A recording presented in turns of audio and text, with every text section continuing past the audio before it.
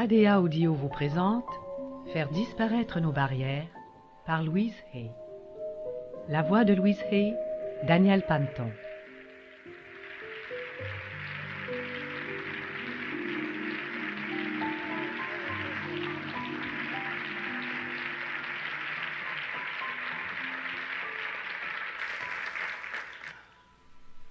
Magnifique, quel public formidable. Vous dégagez une bonne énergie. Je pose encore une fois la question. Combien parmi vous ont des blocages? Bon. Je crois que pour la plupart, nous en avons tous. Pourtant, nous effectuons un tel travail sur nous-mêmes. Et malgré tout, ces blocages demeurent. Et à mon avis, la plupart de ces blocages appartiennent à 4 catégories. La critique, le ressentiment, la peur et la culpabilité. Ce sont les 4 catégories sur lesquelles nous devons d'abord travailler, celles qui nous empêchent vraiment d'évoluer. Respirons à fond. Et si vous êtes venu avec un bagage, laissez-le de côté pour l'instant. J'ai posé mon regard un peu partout, j'ai vu ce qui se passe et je laisse tout cela derrière maintenant pour être ici, tout simplement, et être présente pour vous.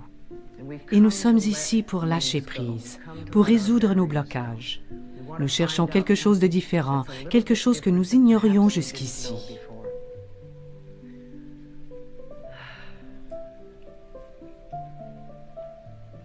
Bon, d'accord. Chacun de nous est venu ici pour se libérer de quelque chose. Soyons persuadés d'être disposés à nous libérer. Nous sommes prêts à lâcher prise.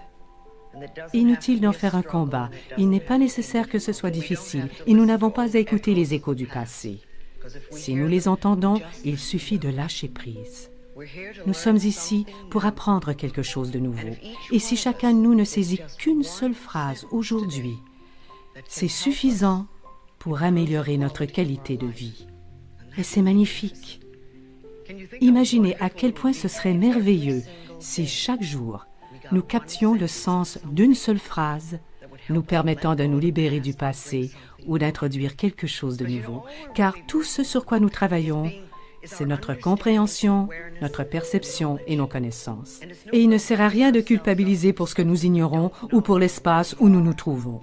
Mieux vaut investir cette énergie afin d'apprendre tout ce que nous pouvons sur nous-mêmes et constater ce qu'il faut supprimer.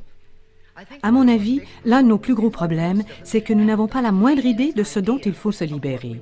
Nous savons ce qui ne fonctionne pas, nous savons ce que nous ne voulons pas dans notre vie, mais nous ignorons ce qui fait obstacle. Donc, ce que j'aimerais faire aujourd'hui, c'est d'examiner ce qui nous empêche d'évoluer, ce qui nous entrave. Et j'estime que l'essentiel de ce qui nous retient relève de la critique, du ressentiment, de la peur et de la culpabilité. Réfléchissez un peu à vos schémas, à vos problèmes et à tout ce qui vous empêche d'évoluer. À quelle catégorie appartiennent-ils? À 2 ou 3 catégories peut-être. Est-ce la peur qui revient sans cesse? Est-ce la culpabilité ou le ressentiment? Ou alors êtes-vous particulièrement critique? Qu'est-ce qui forme votre blocage? Et n'oubliez pas, nos expériences traduisent toujours nos croyances. Et si vous voulez savoir ce que sont ces croyances, observez vos expériences. Considérez les gens qui vous entourent. Examinez toutes sortes de choses et vous serez en mesure de voir vos croyances sur vous-même, parce que toutes vos expériences reflètent vos croyances intérieures. Quelques-unes sont formidables. Ce sont ces choses avec lesquelles nous travaillons et qui nous aident dans la vie. D'autres sont cependant très négatives. Certaines sont désuètes ou encore elles sont usées et n'ont plus aucun sens dans notre vie d'aujourd'hui. Ce sont peut-être des attitudes que nous avons apprises à l'âge de 2 ou 3 ans et dont nous nous servons encore. Mais les pires blocages, ce sont les 4 suivants. La critique, le ressentiment, la peur et la culpabilité. Ce sont ceux-ci qui nous empêchent vraiment d'évoluer. Je sais que vous m'avez souvent entendu le dire, vous l'avez lu ou entendu sur les enregistrements, que l'attitude la plus puissante, c'est de vous aimer vous-même. Alors tout coule de source, tout va à merveille. Je ne parle pas de vanité ou d'arrogance, parce qu'elles n'ont rien à voir avec l'amour. Il s'agit toujours de peur. Il faut vraiment respecter et apprécier cet être formidable, cet être superbe que vous êtes. Les bébés naissants savent comment s'aimer. Vous êtes tous nés dans l'amour le plus pur. Il n'y a pas de petit bébé qui critique son corps ou qui pense « mes hanches sont trop larges ». Avez-vous déjà entendu un bébé dire de telles choses? Le bébé est tout content, enchanté du simple fait d'avoir un corps. Il en est tout heureux et il s'aime lui-même. Il adore ses orteils, il adore tout en lui. Il est en adoration et il exprime ses sentiments. Si un bébé est heureux, on le sait. Si un bébé est furieux, tout le voisinage est au courant. Le bébé n'a jamais peur de faire savoir ce qu'il ressent. Il vit au présent et déborde de courage. C'est une vraie merveille. Et tous nous étions bébés. Souvenez-vous que tout petit bébé, vous étiez courageux, que vous débordiez d'amour. Vous étiez entiché de vous-même. Par la suite, en grandissant, nous nous mettons à croire ce que racontent les gens qui vivent dans la peur, la critique, la rancœur ou la culpabilité. Et bon nombre d'entre nous ont grandi avec des gens comme ça. Si dans votre famille, la critique était de mise, alors, à l'âge adulte, vous devenez quelqu'un qui critique. Tout dans votre vie sera filtré par votre regard réprobateur. Vous serez sûrement désapprobateur à votre égard et à l'égard d'autrui. Vous ne savourez pas la vie autant que vous le pourriez. Si vous avez grandi au sein d'une famille qui vous interdisait d'exprimer votre colère, alors vous serez soit terrifié par la colère, ou vous la refoulerez sans cesse, si bien qu'elle s'incrustera dans votre corps. Si vous avez grandi dans une famille où il était normal de manipuler par la culpabilité, il est probable alors que vous fassiez de même.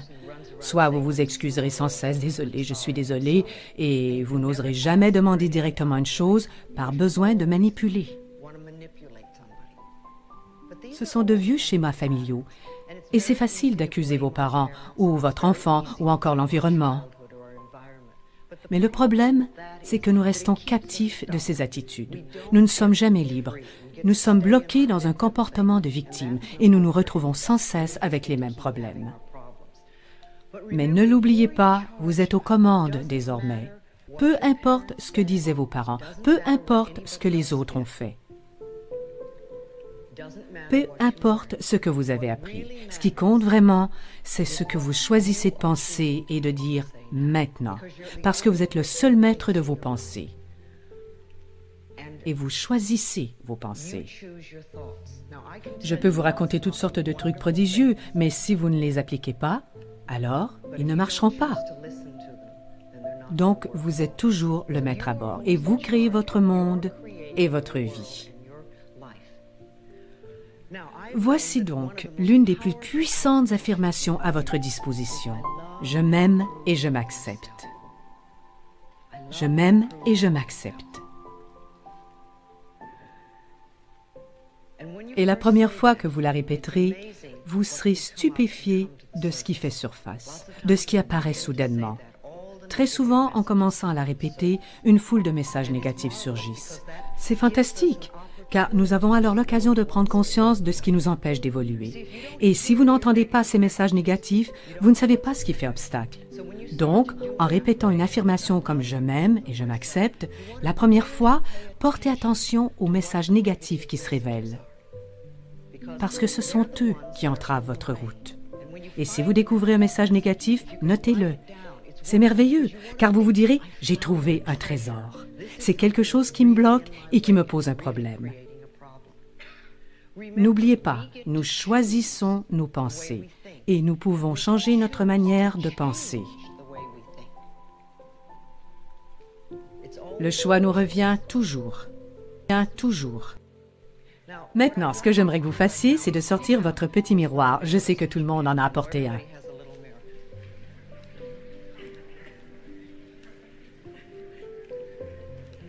D'accord, très bien. Maintenant, voyons si vous pouvez vous contempler dans la glace sans vous pomponner. Voyez si vous en êtes capable. Je veux que vous vous regardiez dans les yeux et que vous disiez « Je t'aime ». Je t'aime et je t'accepte exactement tel que tu es.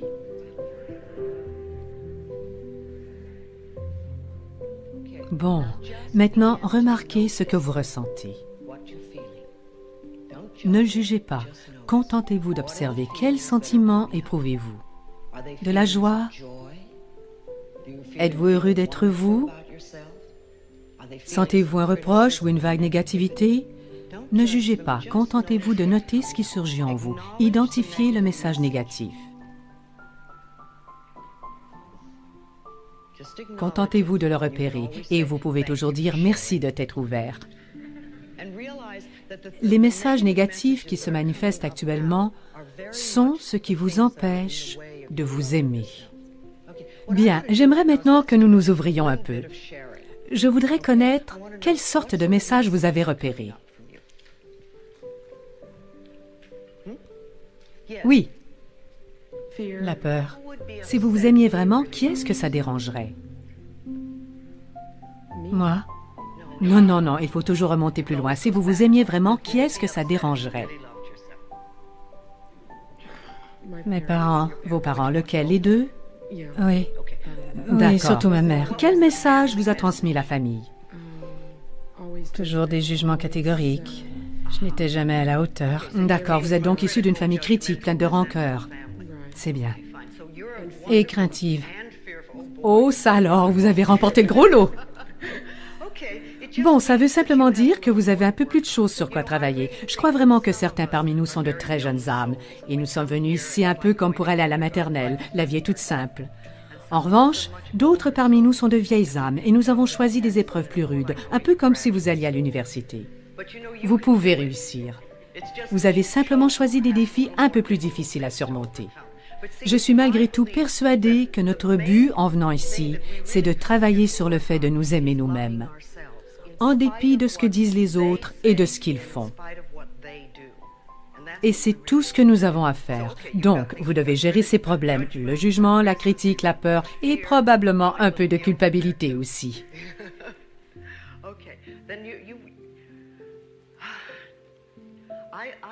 J'aime à penser que nous pouvons surpasser les limites de nos parents. Leur vision de la vie était très restreinte. Et pour votre part, vous étiez un bon garçon ou une bonne fille. Vous avez donc assimilé ce qu'ils vous ont enseigné. Bon nombre parmi nous pensent qu'ils ne sont pas à la hauteur, qu'ils sont mauvais ou médiocres. Mais en réalité, nous étions des enfants parfaits, merveilleux, affectueux. Et nous avons appris exactement ce que nos parents nous ont enseigné. Pas toujours ce qu'ils nous dictaient.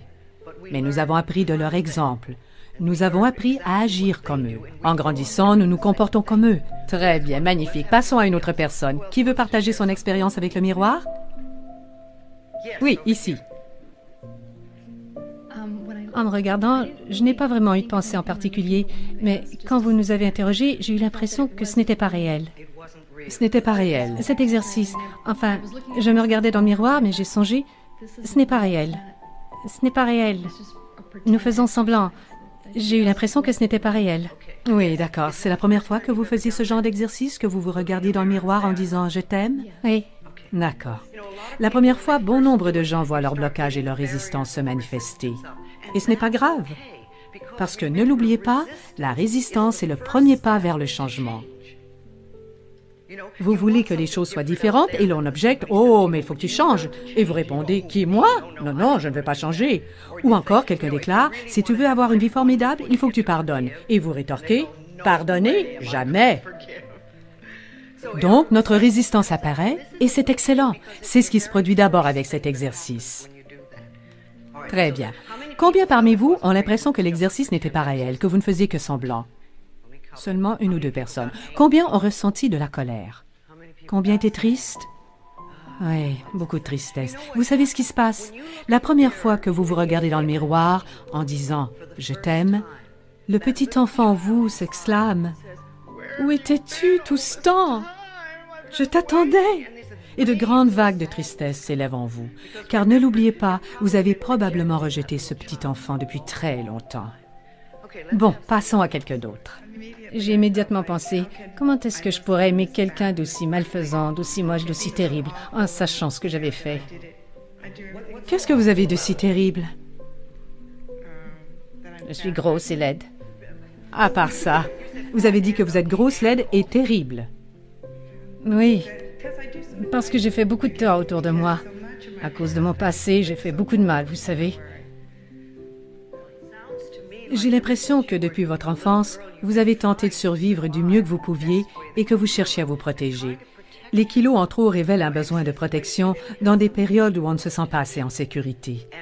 De ce fait, nous prenons du poids pour nous protéger.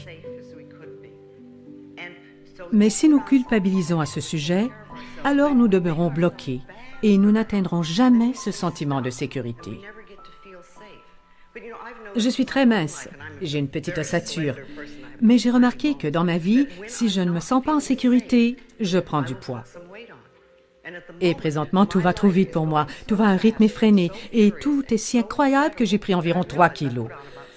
Je me dis, d'accord, Louise, il faut travailler sur ton sentiment de sécurité. Nous devons revenir en arrière pour nous assurer que nous sommes en sécurité, que tout va bien, que je peux y arriver, que je peux être partout et tout gérer ce qui se passe dans ma vie. J'étais terrifiée. J'avais vraiment peur. D'accord, il ne s'agit donc pas de votre poids. L'excès de kilos n'est qu'un symptôme extérieur de la peur que vous éprouvez intérieurement. Savez-vous ce qui vous effraie? Vous voulez nous le confier? Je suis survivante à l'inceste et chaque fois que j'aborde ces traumatismes, je suis terrorisée. Plusieurs parmi nous ont vécu l'inceste. Il est intéressant de constater que c'est un phénomène très répandu. Mais il faut savoir que pour y survivre, pour s'en tirer, il faut l'affronter.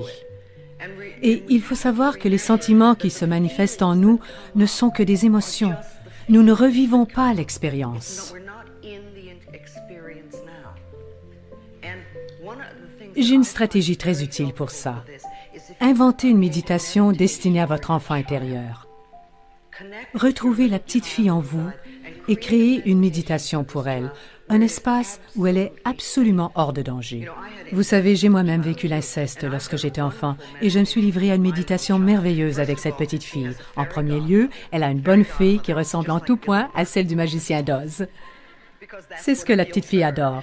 Et je sais que lorsque je ne suis pas avec elle, elle est avec sa bonne fée. Elle n'est jamais en danger et l'on s'occupe toujours d'elle. Et elle habite un appartement tout au sommet d'un édifice surveillé par plusieurs portiers, par 2 énormes chiens et toutes sortes de choses qui la rassurent. Afin qu'elle sache que personne ne lui fera jamais plus de mal. Ma petite fille intérieure se sent complètement en sécurité et si j'arrive à lui donner ce sentiment de sécurité, alors en tant qu'adulte, je l'aide à se libérer de ses traumatismes. Donc, je crois qu'il serait très utile de travailler sur votre enfant intérieur. Très bien.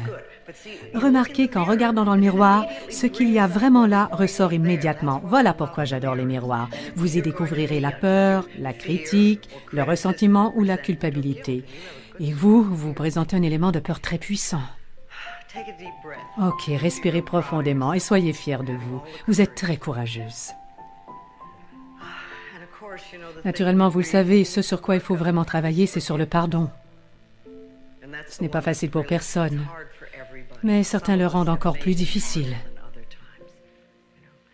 Parfois, quand vous faites face à un problème comme l'inceste, il est difficile de croire que l'autre personne faisait de son mieux dans ces circonstances, avec la compréhension, la perception et les connaissances qu'elle possédait. Pour surmonter nos épreuves d'enfant, il serait utile d'en apprendre un maximum au sujet de l'enfance de l'agresseur. Car n'oubliez pas que, peu importe ses comportements nuisibles, celui-ci a été un bébé qui a vu le jour dans l'amour pur. Que lui est-il donc arrivé? J'ai vécu une période de colère, puis j'ai pensé lui avoir pardonné. Mais aujourd'hui, même si je connais son histoire, l'histoire vraiment horrible qu'il a vécue, je n'arrive pas à franchir ce stade où je me trouve, c'est-à-dire me pardonner pour ma réaction depuis les événements, pour ma colère envers lui et pour ne pas lui avoir vraiment pardonné. Vous avez fait du mieux que vous pouviez pour survivre et vous protéger. Et comme vous avez accompli un certain travail, adoptez une nouvelle stratégie et d'une manière plus positive. Passons à d'autres commentaires. Qui? J'ignore pourquoi, mais c'était difficile pour moi de dire « je t'aime ». Arrivé à « je m'accepte », c'était fini. Je ne suis même pas parvenu à le dire à voix haute. Bon, il y a donc plusieurs choses que vous n'acceptez pas en vous présentement. On dirait oui. Eh bien, vous savez que c'est directement lié à la critique. Quand vous vous montrez critique, que vous vous critiquez, vous ne parvenez qu'à rester coincé.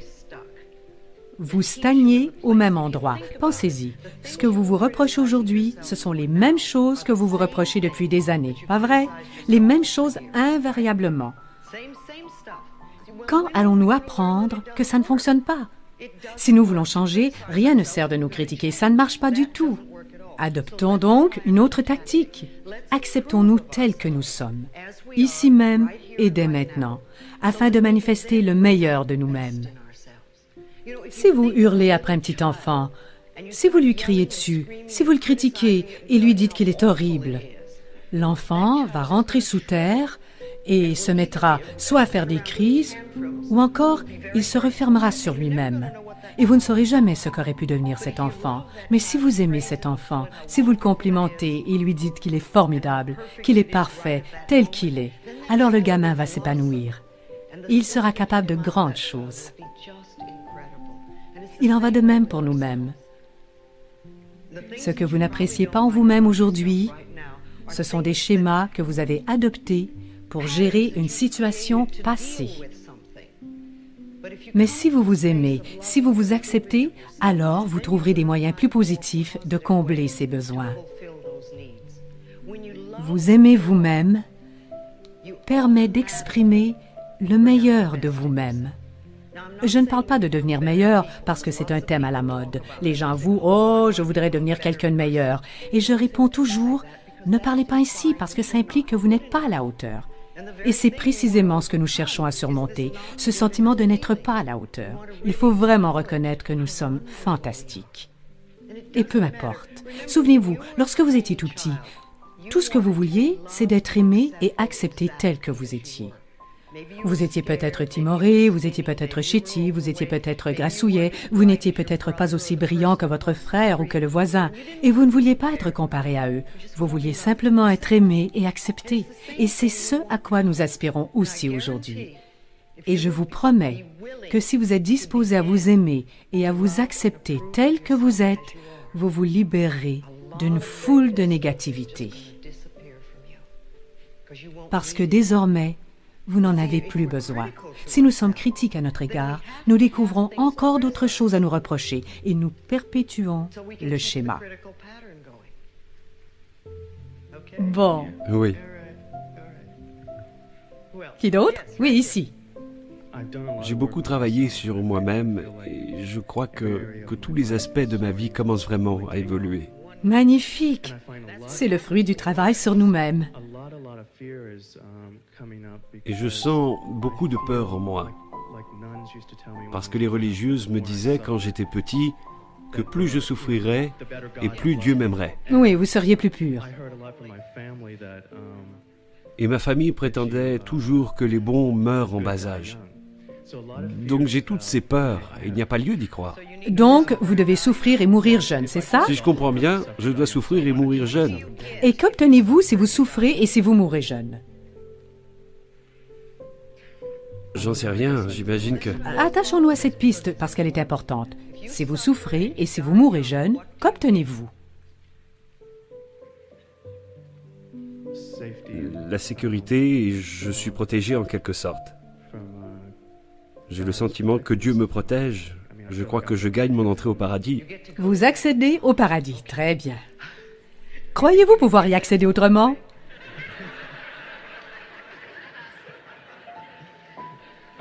Je l'espère. Il faut se souvenir que plusieurs personnes ont des propos négatifs en vue de manipuler les gens. Ils les culpabilisent, car c'est le moyen le plus facile de manipuler. Et si quelqu'un tente de vous culpabiliser, interrogez-vous. Qu'est-ce qu'il veut? Pourquoi agit-il ainsi? Que cherche-t-il? Plutôt que de sombrer dans un « Ah oui, je suis coupable, je suis épouvantable », que veut donc cette personne? Et souhaitez-vous vraiment offrir ce qu'il cherche à ce manipulateur?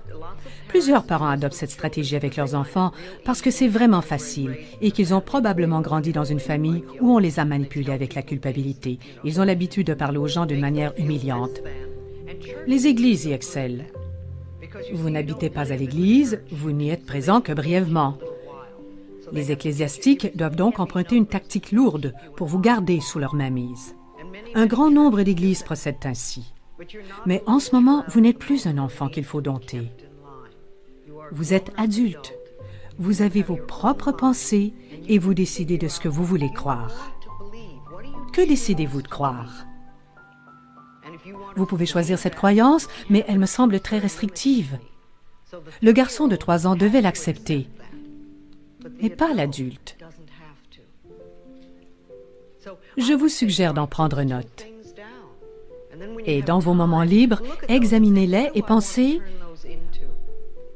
en quoi est-ce que je transformerais ces croyances? Comment pourrais-je les changer? Qu'est-ce que je voudrais vraiment en faire? Parce qu'il est possible de transformer chaque message négatif en vous en quelque chose de positif. C'est très bien que vous le constatiez lorsque vous vous regardez dans le miroir. Très bien. Excellente remarque. Oui, il y a un monsieur ici.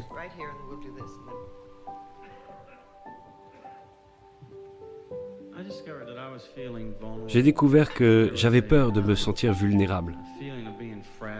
J'avais le sentiment d'être fragile en m'aimant moi-même. Je crois que j'ai plutôt l'habitude de ne pas m'aimer moi-même. Oui, ce serait effectivement un sentiment de fragilité. Si vous n'avez jamais pris un nouveau-né dans vos bras, vous le regardez en disant: « Oh là là, je vais l'échapper, il est trop fragile. » Vous ne savez pas quoi faire, vous aimeriez le serrer dans vos bras, mais vous ignorez comment faire, comment tenir sa tête, etc. Et ici, c'est la même chose, comme si vous teniez un nouveau bébé. C'est un sentiment qu'il faut cultiver. Et si le nouveau bébé vous glisse entre les mains, c'est probablement la fin du bébé. Mais si vous prenez le nourrisson, peu importe comment, que vous le soignez et que vous l'aimez, il deviendra quelqu'un de merveilleux. C'est très bien, vous en êtes à vos débuts. Vous avez quelque chose de nouveau à aimer. Et vous savez combien il est merveilleux de tomber amoureux, votre cœur s'envole. Si vous arrivez à tomber amoureux de vous-même, c'est vraiment incroyable. Parce que les autres peuvent vous quitter, mais vous ne vous quitterez jamais. Pour tant de gens, il est difficile de s'aimer. C'est pourtant la chose la plus incroyable. Je cite toujours le docteur Bernard Siegel. Il disait: « L'amour guérit. L'amour est le stimulant le plus puissant du système immunitaire. L'amour est le grand guérisseur. Une fois que nous arrivons à vraiment nous aimer, notre vie se transforme et les maladies superflues nous quittent. Nous n'en avons plus besoin.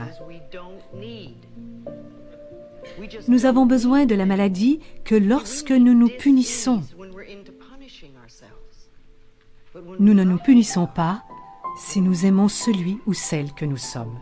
Voilà ce sur quoi il nous faut travailler. Et aujourd'hui, nous examinons les obstacles qui s'interposent en nous. N'oubliez pas cependant, ce ne sont que des pensées et nous pouvons modifier nos pensées. Ce sont les matériaux sur lesquels nous travaillons. Nous nous attachons à observer ce qui est en nous, à comprendre ce qui n'est qu'une pensée et qu'on peut la changer. Maintenant, le ressentiment. Parlons un peu du ressentiment, parce que c'est un obstacle majeur pour bon nombre d'entre nous. La colère n'est pas répréhensible. C'est une émotion normale, naturelle. Même les bébés l'éprouvent. Et quand ils sont en colère, vous le savez. Mais 5 minutes plus tard, ils se sont calmés et leur sourire éclaire la pièce car ils vivent dans l'instant présent. Ils ressentent leur colère, puis ils passent à autre chose. Beaucoup trop de personnes ont grandi dans des familles où on leur interdisait d'être en colère. La colère était inadmissible, sauf peut-être chez un seul membre de la famille. Alors nous la refoulons, et cette colère refoulée prend la forme du ressentiment qui se logera dans diverses régions du corps. Cette rancœur s'implante littéralement dans le corps et le mine. Elle produit des tumeurs et des cancers. Les cancers et les tumeurs sont vraiment générés par le ressentiment refoulé depuis longtemps, ressentiment qui mine notre organisme.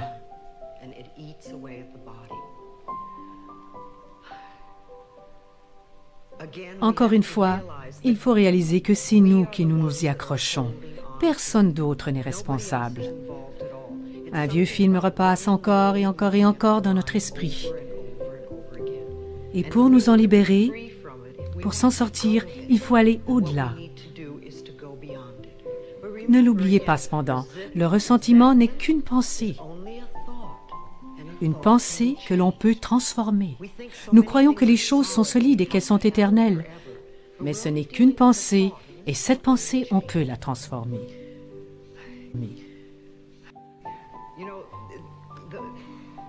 Une foule de gens me demandent comment on parvient à s'aimer soi-même. Comment fait-on pour s'aimer soi-même, Louise, disent-ils, car je le répète sans cesse. J'ai donc dressé la liste des moyens pour parvenir à s'aimer, et on l'a même publié sous forme de posters et de cartes postales. En première position, au sommet de cette liste de comment s'aimer, c'est de cesser de se critiquer. Cessez, maintenant et à jamais. Et faites-vous la promesse que vous allez faire de votre mieux pour cesser de vous critiquer. Vous-même en premier lieu, et par la suite, les autres. Il sera beaucoup plus facile de cesser de critiquer les autres si vous cessez de vous critiquer vous-même. En deuxième position sur cette liste, il faut cesser de vous faire peur. Abordons maintenant la peur. Combien de fois vous terrorisez-vous avec vos pensées?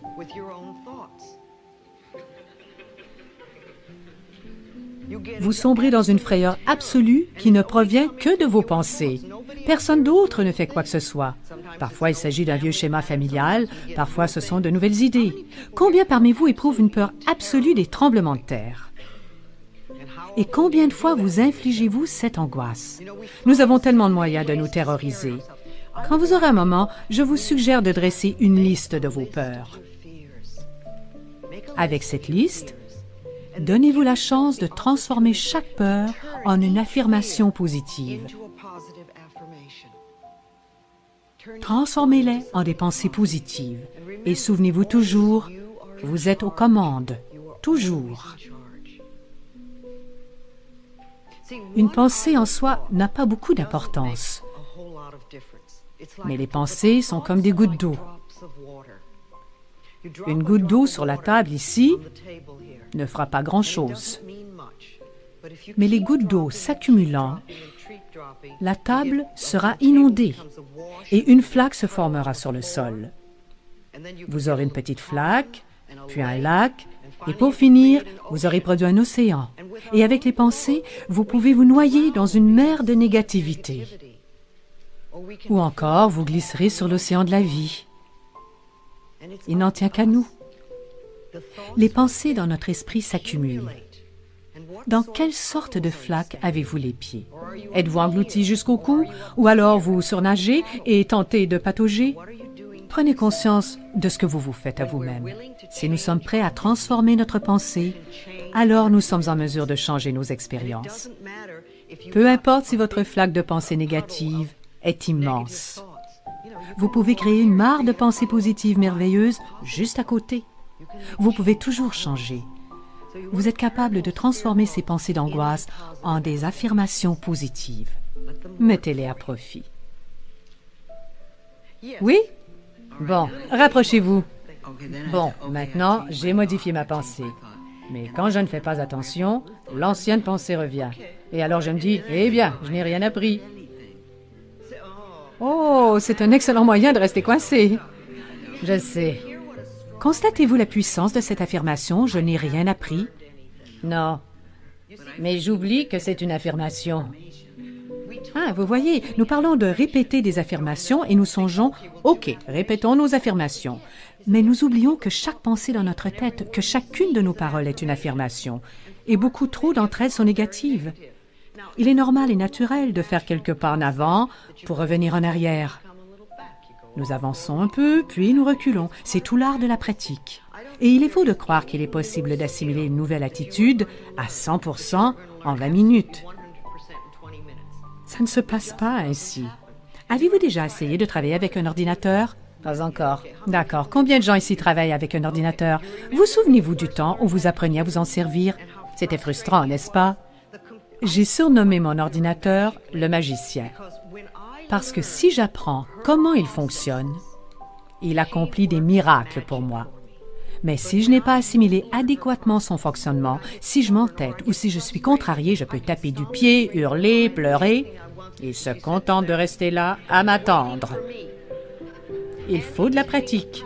Apprendre ce que nous découvrons ici, c'est comme d'apprendre à travailler avec un ordinateur.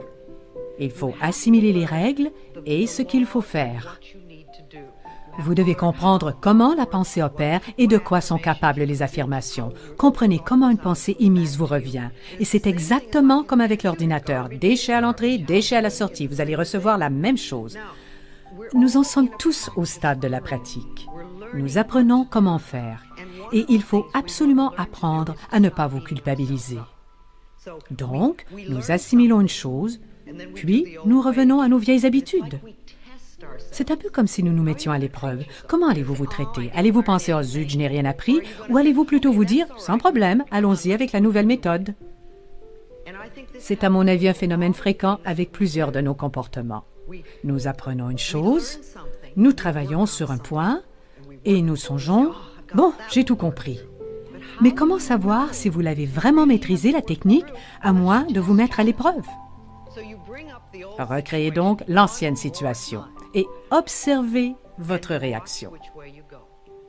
Si vous réagissez immédiatement comme autrefois, vous savez alors que vous n'avez pas vraiment assimilé la leçon et qu'il faut y travailler davantage. C'est tout ce que cela signifie. Mais si vous réagissez avec la nouvelle attitude à la situation, alors vous saurez « Bon, j'ai compris, je peux passer à autre chose ».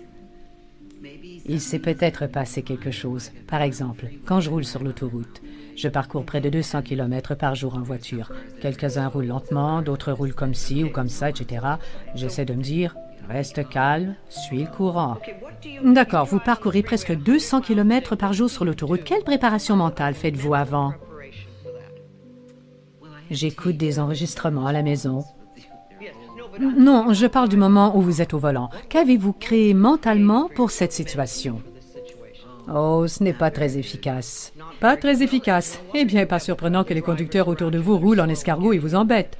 J'ai décidé il y a longtemps que je n'allais pas me laisser déranger et que je n'allais pas gâcher ma journée parce que vous ne savez pas conduire.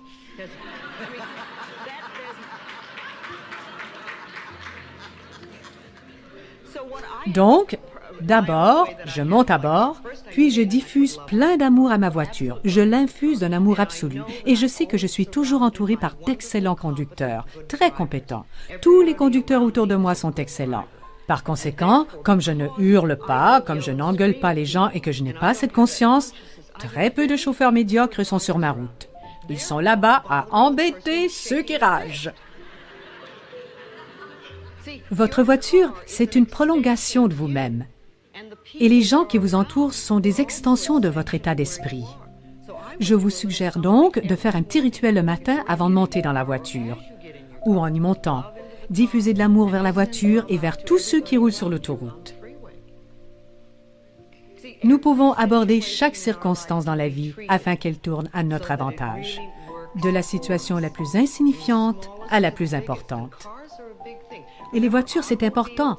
N'oubliez pas que les automobiles et les appareils ménagers sont des prolongements de nous-mêmes. Et si les choses vont de travers, tournez-vous vers vous-même. Un de ces jours, je vais rédiger un livre intitulé « Guérissez votre voiture ». Parce qu'en y réfléchissant, les parties de la voiture et celles de votre corps correspondent parfaitement. Souvenez-vous des ennuis que vous avez eus récemment avec votre auto et ce qui n'allait pas. Et associez ces ennuis à votre état d'esprit et à ce qui se passait à l'époque dans votre vie. Comment savoir si vous vous êtes pardonné et comment savoir si vous avez pardonné à l'autre? Parce que tout va à merveille dans votre vie. Si vous vous aimez à 100%, tout dans votre vie fonctionne parfaitement. Et si un aspect particulier de votre vie va de travers, peu importe lequel, alors c'est un aspect où vous ne vous aimez pas autant que vous le pourriez. Il est possible de transformer ces vieilles pensées négatives en affirmations positives. Par exemple, « je ne suis jamais à la hauteur » ou « je ne serai jamais à la hauteur » peut devenir « je suis fantastique tel que je suis ». Au début, cela peut vous paraître faux. Mais n'oubliez pas que si c'était vrai, vous n'auriez nul besoin des affirmations. Répéter une affirmation, c'est semer une nouvelle graine dans la terre. Et une graine semée a besoin de temps. On ne sème pas une graine pour voir apparaître instantanément du muguet. Vous semez cette graine et elle doit germer, prendre racine, et seulement plus tard, une petite pousse apparaîtra. et il faudra en prendre soin. Il faut donc du temps. Persister et répéter les affirmations. Le temps qu'il faudra dépend du temps que vous leur consacrerez. Beaucoup de gens veulent répéter des affirmations. Ils passeront 10 minutes le matin, c'est beaucoup pour eux. Vous vous installez et pendant 10 minutes, vous répétez vos affirmations ou vous les écrivez. Mais que faites-vous le reste de la journée? Vous sautez dans une voiture et hurlez « Espèce de salaud !» et vous avez tout foutu en l'air. Répéter les affirmations est utile, mais puisque chaque pensée est invariablement une affirmation, que faisons-nous le reste du temps lorsque nous ne sommes pas en train de les répéter? Voilà exactement ce qu'il faut surveiller, vos pensées. Si vous constatez une attitude négative, prenez un petit recul et interrogez-vous. Oh, ici, est-ce une critique? S'agit-il de ressentiment? Suis-je bloqué? Est-ce de la culpabilité? Au lieu de vous culpabiliser, observez plutôt vos actions et pensez, bon, je n'ai pas à agir ainsi, je peux m'y prendre d'une autre manière. Si vous êtes persuadé que personne ne vous aime, transformez cette conviction en « ma vie est remplie d'amour et de joie ». Et cette nouvelle petite graine que vous avez semée dans la terre vous semblera peut-être étrange. Vous la regardez, prenez par exemple une semence de tomate, rien à voir avec le plant de tomate. Elle a l'air d'une petite graine toute sèche. Il en va de même pour l'affirmation « ma vie est remplie d'amour et de joie ». Vous pouvez même la semer dans un sol rocailleux. Vous devez lui faire un peu d'espace pour la répéter. Mais si vous persistez, vous changerez tout ça. Du tout. Très souvent, nous nous retrouvons empêtrés, encore une fois, dans les limites de nos parents. Nous sommes bloqués dans leurs attitudes. Nous oublions que nous sommes désormais des adultes et que nous sommes en mesure de décider pour nous-mêmes. Plusieurs personnes souffrent des mêmes maux que leurs parents, comme si l'enfant obéissant voulait souffrir de la même maladie que papa ou maman. C'est pourtant superflu. Le cancer sévit dans plusieurs familles. C'est tout à fait ridicule. Le cancer n'est ni héréditaire ni contagieux. Malgré tout, il décime des familles. Bon, maintenant parlons de la culpabilité. La culpabilité, problème d'envergure, ce lourd fardeau que nous portons tous. Sachez-le, la culpabilité ne règle jamais rien. Jamais. Si vous avez commis un acte que vous vous reprochez, que vous considérez répréhensible, il suffit de ne plus agir ainsi. Arrêtez-vous, puis lâchez prise. Mais ne vivez pas sous un nuage de culpabilité. Et ne cherchez pas à manipuler les gens par la culpabilité. Il faut éviter de culpabiliser les autres, car ne l'oubliez pas, ce que vous dégagez vous revient. Voilà ce qu'il faut changer. Il faut diffuser uniquement des énergies merveilleuses. Voici 4 principes fondamentaux avec lesquels je travaille. Ce que nous émettons nous revient. Peu importe ce que vous diffusez, peu importe ce que c'est, cela revient vers vous. Donc, si vous dégagez une forte négativité, de la colère, si vous répandez la critique, diffusez la culpabilité, devinez ce que vous allez rencontrer dans votre vie. Des expériences correspondant à la colère, à la culpabilité, à la critique et à ce genre d'attitude. En revanche, si vous diffusez l'amour, la joie, les compliments, alors tout cela vous reviendra. Tout revient. Sur le plan physique, la culpabilité cherche invariablement à punir, et la punition entraînera de la souffrance. Quand j'étais en pratique privée, je savais toujours que si un patient venait me consulter affligé de douleurs sévères, c'est qu'il était miné par la culpabilité qu'il portait en lui, une quantité d'ancienne culpabilité. Abordons donc la culpabilité ici. Oui? J'ai un fils d'âge moyen. Et je me sens coupable, même si j'ai votre livre depuis 3 mois et que je travaille avec lui. Mais par ailleurs, je procrastine aussi. Eh bien, remettre à plus tard me semble être une façon de ne pas vous aimer. Mais je le regarde et je vois qu'il était très renfermé enfant. Et même à l'âge adulte, je constate le même comportement chez lui. Et je me dis, il a la quarantaine, et naturellement, il n'est pas aussi réservé que je l'étais. Je me sens tout de même coupable, parce que j'étais trop sévère avec lui. Vous avez fait du mieux que vous pouviez avec vos antécédents.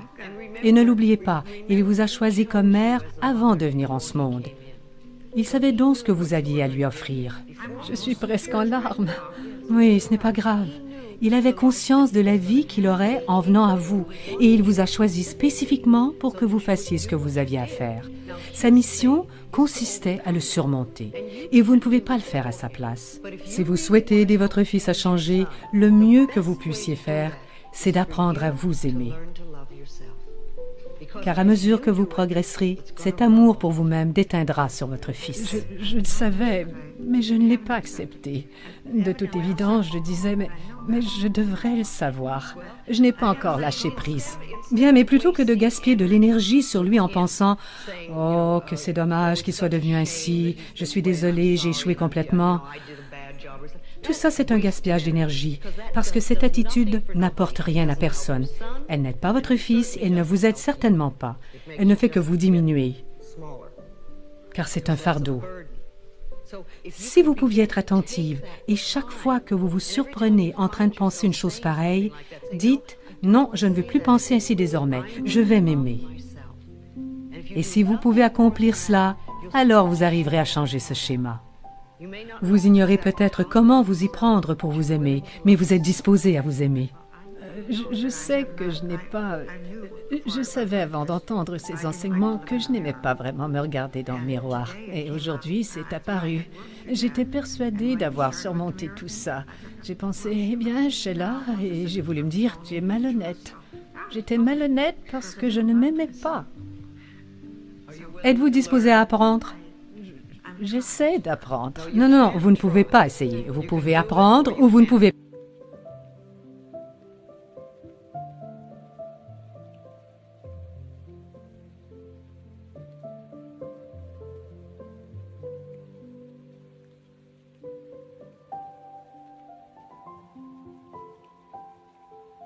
ADA Audio vous présente Faire disparaître nos barrières par Louise Hay. La voix de Louise Hay, Daniel Panton.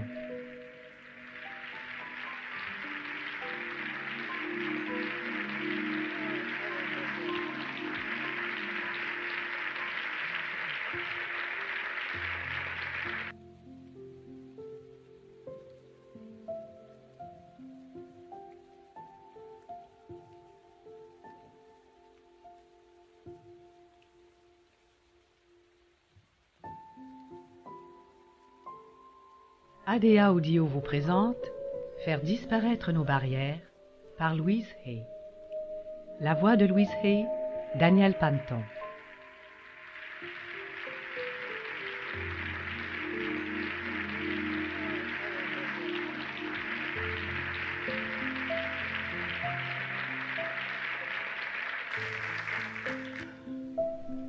Magnifique, quel public formidable. Vous dégagez une bonne énergie.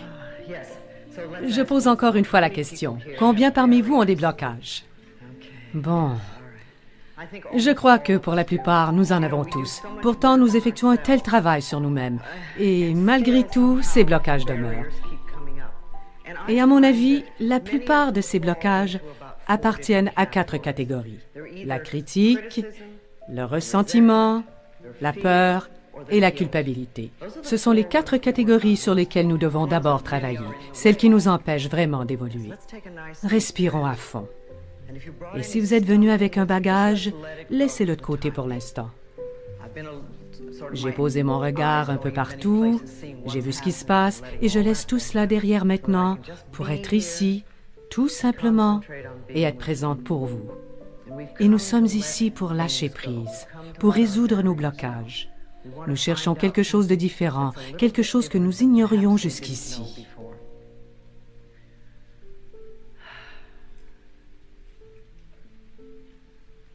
Bon, d'accord. Chacun de nous est venu ici pour se libérer de quelque chose. Soyons persuadés d'être disposés à nous libérer. Nous sommes prêts à lâcher prise. Inutile d'en faire un combat. Il n'est pas nécessaire que ce soit difficile et nous n'avons pas à écouter les échos du passé.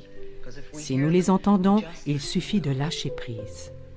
Nous sommes ici pour apprendre quelque chose de nouveau.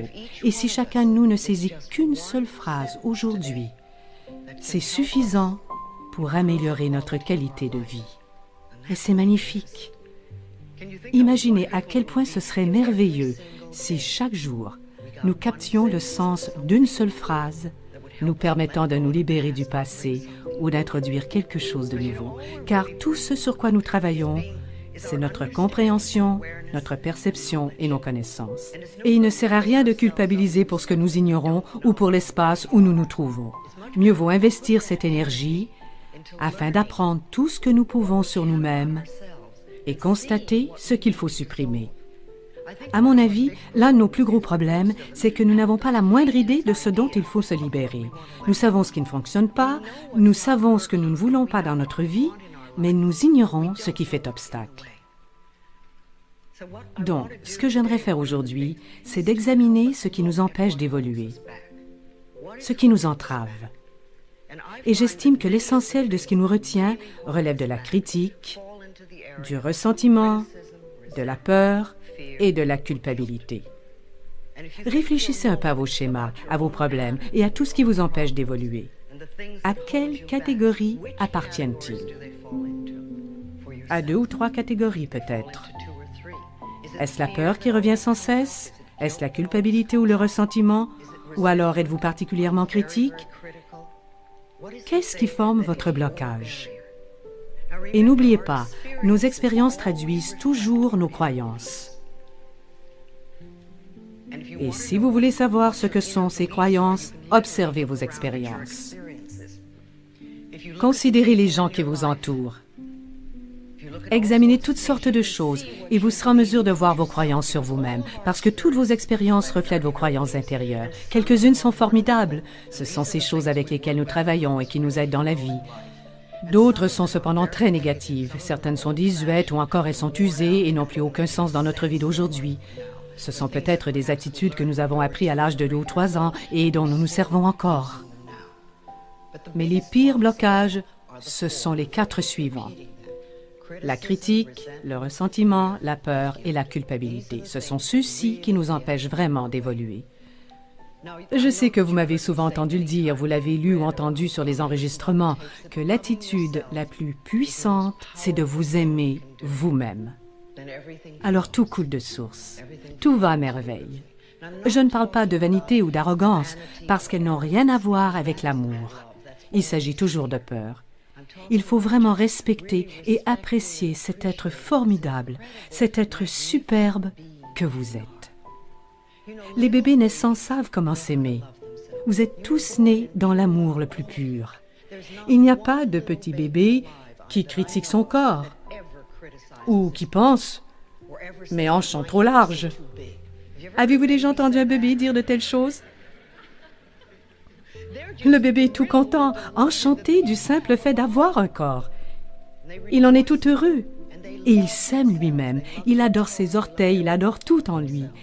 Il est en adoration et il exprime ses sentiments. Si un bébé est heureux, on le sait. Si un bébé est furieux, tout le voisinage est au courant. Le bébé n'a jamais peur de faire savoir ce qu'il ressent. Il vit au présent et déborde de courage. C'est une vraie merveille. Et tous nous étions bébés. Souvenez-vous que tout petit bébé, vous étiez courageux, que vous débordiez d'amour. Vous étiez entiché de vous-même. Par la suite, en grandissant, nous nous mettons à croire ce que racontent les gens qui vivent dans la peur, la critique, la rancœur ou la culpabilité. Et bon nombre d'entre nous ont grandi avec des gens comme ça. Si dans votre famille, la critique était de mise, alors, à l'âge adulte, vous devenez quelqu'un qui critique. Tout dans votre vie sera filtré par votre regard réprobateur. Vous serez sûrement désapprobateur à votre égard et à l'égard d'autrui. Vous ne savourez pas la vie autant que vous le pourriez. Si vous avez grandi au sein d'une famille qui vous interdisait d'exprimer votre colère, alors vous serez soit terrifié par la colère, ou vous la refoulerez sans cesse, si bien qu'elle s'incrustera dans votre corps. Si vous avez grandi dans une famille où il était normal de manipuler par la culpabilité, il est probable alors que vous fassiez de même. Soit vous vous excuserez sans cesse « Désolé, je suis désolé » et vous n'oserez jamais demander directement une chose par besoin de manipuler. Ce sont de vieux schémas familiaux et c'est facile d'accuser vos parents ou votre enfant ou encore l'environnement. Mais le problème, c'est que nous restons captifs de ces attitudes. Nous ne sommes jamais libres. Nous sommes bloqués dans un comportement de victime et nous nous retrouvons sans cesse avec les mêmes problèmes.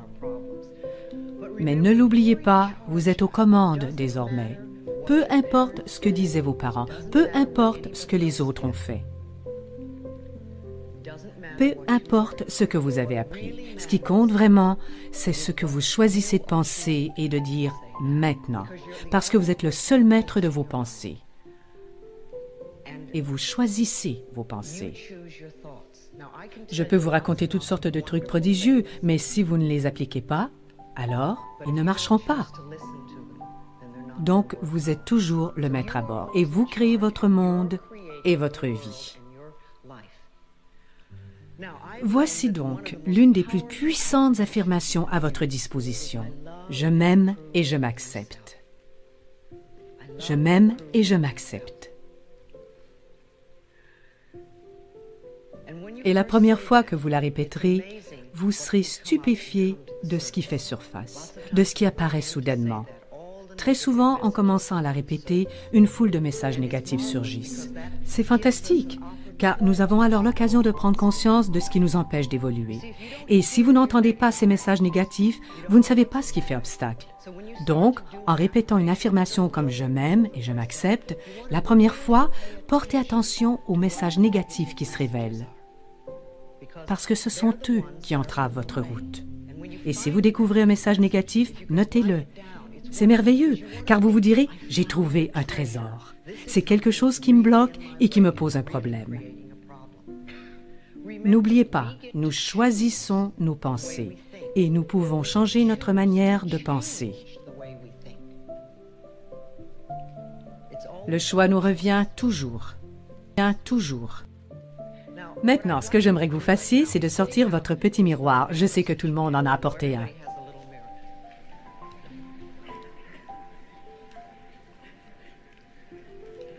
D'accord, très bien. Maintenant, voyons si vous pouvez vous contempler dans la glace sans vous pomponner. Voyez si vous en êtes capable. Je veux que vous vous regardiez dans les yeux et que vous disiez « Je t'aime ». Je t'aime et je t'accepte exactement tel que tu es.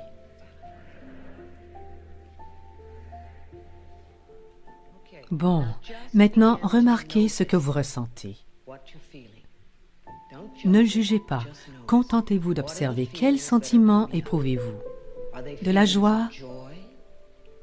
Êtes-vous heureux d'être vous? Sentez-vous un reproche ou une vague négativité? Ne jugez pas. Contentez-vous de noter ce qui surgit en vous. Identifiez le message négatif. Contentez-vous de le repérer et vous pouvez toujours dire « merci de t'être ouvert ». Les messages négatifs qui se manifestent actuellement sont ce qui vous empêche de vous aimer. Bien, j'aimerais maintenant que nous nous ouvrions un peu. Je voudrais connaître quelle sorte de message vous avez repéré. Oui, la peur. Si vous vous aimiez vraiment, qui est-ce que ça dérangerait? Moi? Non, non, non, il faut toujours remonter plus loin. Si vous vous aimiez vraiment, qui est-ce que ça dérangerait? Mes parents. Vos parents, lequel? Les deux? Oui. D'accord. Oui, surtout ma mère. Quel message vous a transmis la famille? Toujours des jugements catégoriques. Je n'étais jamais à la hauteur. D'accord, vous êtes donc issu d'une famille critique, pleine de rancœur. C'est bien. Et craintive. Oh, ça alors, vous avez remporté le...